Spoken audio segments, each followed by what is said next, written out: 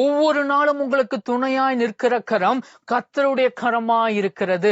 நீங்க சொல்லலாம், என் வாழ்க்கையில் எனக்கு துணை நிற்க யாருமே இல்லைங்க, நான் தனிமையாய் நிற்கிறேன், நான் தனித்து விடப்பட்டு இருக்கிறேன்னு சொல்லலாம். இந்த நாளையில் ஆண்டவர் சொல்லுகிறார், நான் உனக்கு துணையாய் இருக்கிறேன், என் கரம் உனக்கு துணையாய் இருக்கிறது என்று சொல்லி கர்த்தர் சொல்லுகிறார். அதனால்தான் அந்த வார்த்தையில் நம்ம பார்க்கிறோம், உம்முடைய கரம் எனக்கு துணையாய் இருப்பதாக சொல்லி தாவீது வேண்டுகிறார்.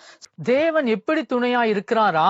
நம்மளுக்கு அடைக்கலமாகவும் பலனாகவும் ஆபத்து காலத்துல அனுகூலமான துணையா இருக்கிறாராம். கர்த்தருடைய கரம் எப்படிங்க துணை செய்து ஆபத்து காலம் வரும் பொழுது அனுகூலமான துணை செய்கிறது, அனுகூலமாக துணையா இருக்கிறது.